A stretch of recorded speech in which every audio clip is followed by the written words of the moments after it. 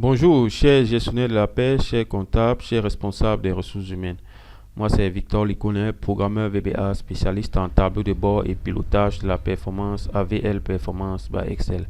Dans cette nouvelle vidéo concernant la prise en main de notre logiciel de paie que j'ai nommé PVL 2.04, je vais vous montrer comment faire l'exportation des écritures comptables de notre application vers Sage Comptabilité. Donc le travail que nous allons faire consistera, n'est-ce pas, à exporter les écritures comptables de notre logiciel dans les opérations diverses du Sage Compta pour novembre 2007. Donc vous voyez les opérations diverses de novembre 2007 là, quand j'ouvre là le journal, c'est vide. Donc le travail que nous allons faire consistera à envoyer les écritures comptables ici. Donc je fais mon journal, je reviens dans mon application. Donc pour faire cette exportation comptable là, nous aurons besoin de deux fichiers. Nous aurons besoin déjà d'un fichier texte généré par l'application et d'un modèle d'import. Donc ce fichier-ci, c'est lui qui va nous servir de passerelle entre Sage Comptabilité et le fichier texte que nous allons générer tout à l'heure. Donc, concernant le fichier texte, puisque le modèle d'import, lui, il est déjà là. Concernant le fichier texte qui va contenir les écritures comptables, c'est, comme je le disais tantôt, c'est à partir de notre logiciel qui sera généré. Plus précisément au niveau du journal comptable. Donc, ce qu'il y a lieu de faire, c'est de vous montrer comment fonctionne ce journal comptable. Là, vous voyez là, mon journal comptable pouvait être plus grand, mais là, puisque le logiciel fonctionne, était en scène qui n'affiche que les lignes ayant des valeurs.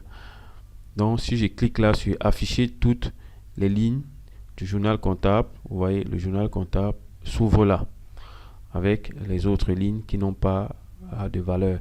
Donc, ça sera à chaque entreprise de saisir les numéros de compte comme il entend et comme il traite à sa comptabilité. Parce que certaines entreprises associent un numéro de compte à une prime. Donc, vous voyez donc que le journal comptable peut être long ou petit en fonction des entreprises. Bon, ce qu'il y a lieu de connaître dans ce journal comptable, c'est comment est-ce qu'il fonctionne. Déjà, vous voyez le paramétrage du code journal. J'ai écrit là OD.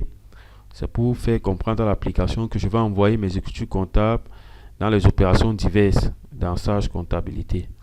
Et là, j'ai saisi le 2/11/2007 parce que notre fichier test que nous allons utiliser pour notre comptabilité, c'est un fichier bijou de 2007. Donc, la date là doivent être identiques. Bon, maintenant, pour la saisie des numéros de compte et des noms des comptes, ce qu'il y a lieu de comprendre, c'est que quand vous saisissez un numéro de compte au débit, le nom du compte est légèrement décalé vers la droite, comme vous voyez là. Et quand vous saisissez un numéro de compte au crédit, le nom du compte est décalé plus à droite, comme vous voyez là. Donc, concrètement, ça se passe comment? Je vais vous montrer un exemple. J'écris par exemple là, achat. Et j'écris en bas là, fournisseur.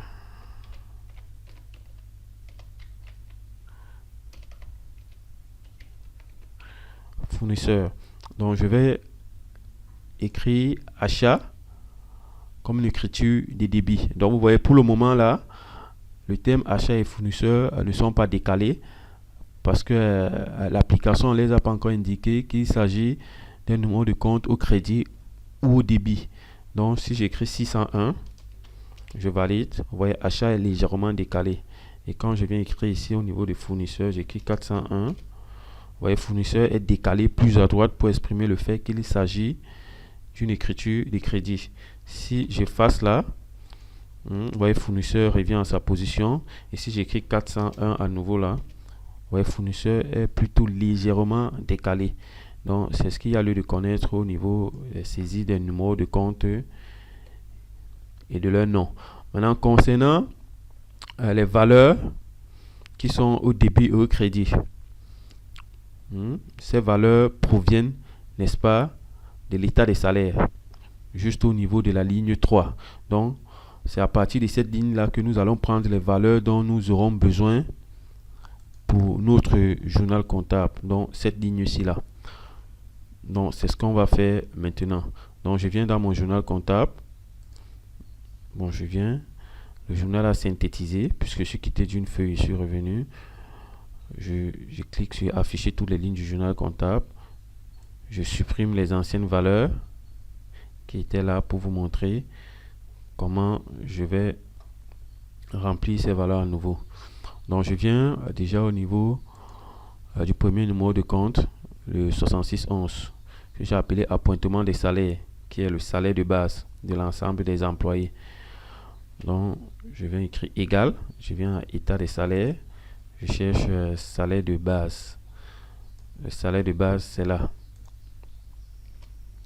Je prends les primes et les gratifications. Bon, ce que je vais vous expliquer ici, dans le cadre de mon explication et dans le cadre du test, je vais utiliser ces trois numéros de compte. Le salaire de base, l'ensemble des primes et gratifications et les congés. Donc là, je vais mettre tout ce qui est primes et gratifications, excepté les congés, dans cette cellule-là. Donc c'est un ensemble de plusieurs éléments. Somme. Je viens là, je laisse congé. Comme je disais, je prends l'ensemble. Avec les avantages en nature. Je valide. Bon, je n'ai pas fini avec l'ensemble des primes et gratifications, puisque je ne voulais pas prendre les avantages en nature taxables, vu qu'ils sont déjà intégrés dans les avantages en nature accordés. Donc, je viens, je saute cette partie-ci là, je reprends à partir de là. Je termine jusqu'à la fin, jusqu'à là. Donc, j'ai pris tout ce qui est primes et gratifications. Maintenant, je viens à congé. Je viens toujours dans état des salaires. État des salaires. Je viens au niveau de congé là. Je valide. J'ai fini avec les écritures des débits pour le salarié. Je viens avec les écritures de crédit. Donc, au crédit, égal, les autres retenues, donc tout ce qui est prêt, avance, syndicat et tout le reste. Donc c'est un ensemble d'éléments, somme, je viens à état des salaires, tout ce qui est autre retenu, c'est cette partie-ci. Donc je prends comme ça, je valide. Ensuite, personnel, salaire net, dans le net à payer. Je viens dans l'état des salaires, c'est le salaire net là. Donc voilà la colonne de salaire net. Je prends salaire net. La CNPS salariale. Je viens toujours dans l'état des salaires. Je viens dans la colonne de la CNPS. Je prends cette valeur là. Ensuite, état impôt sur salaire. Donc tout ce qui est IRPP, centimes additionnels. Bref, tout ce qui est impôt sur le salarié. Donc je viens à état des salaires, je prends à partir de l'IRPP jusqu'à là. Ok, c'est bon, j'ai fini avec les écritures comptables du salarié. Donc si je vérifie le total dans mon journal comptable, il doit être équilibré. Donc vous voyez là, j'ai 2 95 222 au débit et au crédit. Donc mon journal est équilibré. Je passe maintenant à la comptabilité du patron. Je viens là, impôt sur salaire. Bon, sur salaire pour l'employé, bien sûr. Pour l'employeur, autant pour moi. Donc, je viens, égal, ces deux éléments, le FNE et le crédit foncier patronal. Donc, je viens à état des salaires. Je prends ces deux éléments-là. Je valide. Les charges sociales patronales, donc tout ce qui est prestations familiales, accident de travail et les PVID. Donc le total de ces trois valeurs là, donc cette colonne-ci, je viens, je prends. Là, c'est bon. Maintenant, j'ai fini avec les écritures du débit pour l'employeur. Je saisis maintenant les écritures du crédit pour l'employeur. Donc pour prendre les valeurs, prestations familiales, je viens là. Je prends les prestations familiales là. Je valide. Je prends ensuite l'accident de travail là. Accident de travail, je prends là, je valide également. Je prends ensuite les PVID du patron dans la CNPS patronale. Je viens là, voilà sa colonne. Je prends également là. Mon état impôt sur le patron dans le FNE et le crédit foncier. Ces deux éléments, somme. Je viens là au niveau des états des salaires. Je cherche le FNE et le crédit foncier. Donc, ce sont ces deux éléments-là. Je valide. J'ai terminé avec la comptabilité du patron. Donc, vous voyez, la somme des deux comptabilités, patron et salaire, fait toujours en sorte qu'on a notre journal qui est équilibré là. Donc, le travail qu'on a fait est bon. Bon, maintenant, nous allons passer à la phase pour générer le fichier texte dont on aura besoin pour notre exportation. Donc, quand je quitte d'une feuille quelconque à l'autre, je reviens dans mon journal comptable. Je vois que mon journal a été synthétisé. Donc, pour générer ce fichier texte, je viens là sur le bouton là, exporter la comptabilité vers Sage. Je clique là, j'ai cette fenêtre aussi. Bon, avant d'arriver là, je veux que vous sachiez que notre application vérifie d'abord si le journal comptable est équilibré. Donc, je vais essayer de créer un déséquilibre en mettant plus 1 au niveau des congés et voir comment l'application va réagir quand on va cliquer sur exporter la comptabilité vers Sage. Donc, quand je clique là, vous voyez, ça m'envoie un message d'erreur. On dit importer, d'exporter automatiquement les écritures comptables vers Sage car votre journal n'est pas équilibré. Donc, l'application, comme je le disais, vérifie d'abord que le journal est équilibré avant de vous proposer la fenêtre qui va nous permettre de générer le fichier texte. Donc, je reviens à la situation normale. Je viens à exporter. Donc, c'est à partir de cette fenêtre-ci là qu'on va procéder à la génération de notre fichier texte. Bon, pour comprendre cette interface là, ce qu'il y a lieu de savoir, c'est que le fichier, le bouton patch,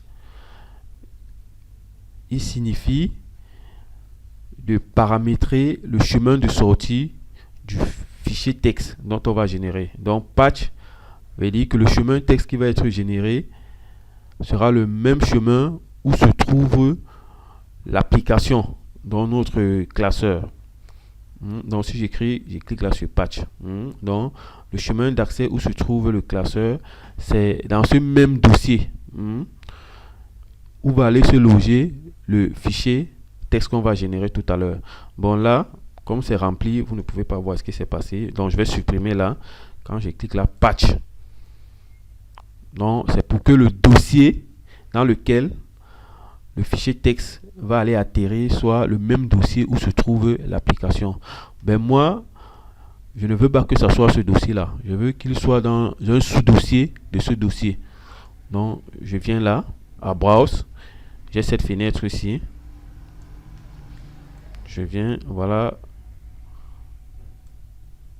notre dossier, document de travail. Je veux qu'il soit là dans Import, Compta. Donc, je clique là, vous voyez le chemin a changé là, il s'est ajouté. Là, le bouton là, c'est le bouton qui permet d'ouvrir le dossier paramétré, qui est représenté ici par le chemin d'accès. Donc, si je clique là, j'ouvre. Donc, vous voyez, j'ai dans mon dossier mon modèle d'import. J'aurai besoin de lui tout à l'heure. Je reviens dans mon application. Bon, pour générer le fichier texte, je viens cliquer sur importation, écriture comptable, exportation, autant pour moi, exportation, écriture comptable. Donc, je mets, voulez-vous créer le fichier d'exportation des écritures comptables de la paie VL 2.04 versage comptabilité pour le mois de novembre? Oui ou non? Moi, je choisis oui. Voilà, j'ai cette fenêtre là. Le fichier d'exportation des écritures comptables versage pour le mois de novembre vient d'être créé. Il se trouve dans le dossier, donc avec le chemin que j'ai paramétré là. Il est nommé mois de novembre importer écriture comptable. Ok, donc je veux ouvrir ce dossier là pour voir si effectivement mon fichier texte est là. Donc vous voyez, le fichier texte est effectivement là. Donc je l'ouvre pour voir. Encore exemple. Donc voici mon fichier texte dont j'aurai besoin pour pour l'exportation de la comptabilité. Donc j'ai déjà mon fichier texte et j'ai mon modèle d'import. Donc je peux revenir dans Sage pour effectuer mon exportation. Je viens dans Fichier, Importer. Bon, importer parce que actuellement nous sommes parce que depuis là on fait que parler d'exportation. Mais je viens plutôt à importer parce que quand nous sommes dans Sage et que nous voulons faire venir des informations de l'extérieur, là il s'agit d'une importation. Mais quand nous sommes dans notre application et que le but c'est de faire envoyer les informations dans Sage, là nous parlons d'une exportation. Donc c'est pour ça que je viens ici à importation, format paramétrable. Je choisis donc maintenant mon modèle d'import que voici. Ouvrir. Maintenant, j'ai besoin de mon fichier texte que j'ai généré tout à l'heure. Ouvrir. OK. Procédure terminée. Veuillez consulter le journal de traitement pour traiter les éventuelles anomalies. Donc moi, j'ai pas... Je suis sûr de mon travail, donc je sais qu'il n'y a pas d'anomalie parce que je sais que j'ai bien paramétré mes fichiers. Donc, je viens sur OK. Ce que j'ai à faire, c'est de vérifier, n'est-ce pas, si dans le journal des opérations diverses de novembre 2007, j'ai effectivement mes écritures comptables. Donc, je viens là, je descends, je cherche novembre 2007 au niveau des opérations diverses. Là, j'ai une indication qui me dit qu'il y a des écritures à l'intérieur. Donc, j'entre. Donc, vous voyez, tout à l'heure là, ce tableau-là était vide. Donc, vous voyez, j'ai mes écritures comptables. Je peux vérifier par le montant du débit au crédit. Ici, j'ai 2 376 773. Donc, quand je reviens dans mon application là, j'ai aussi 2 376 773. Donc, mon exportation s'est passée à merveille. En fait, ce travail, c'est un travail qui va permettre énormément de faciliter le travail du comptable. Donc déjà à partir du logiciel de paie, celui qui gère le logiciel de paie, que ce soit le comptable, que ce soit le responsable des ressources humaines, s'il a accès à Sage, peut lui-même déjà passer automatiquement les écritures comptables. Merci de nous avoir suivis et à très bientôt pour les prochaines vidéos.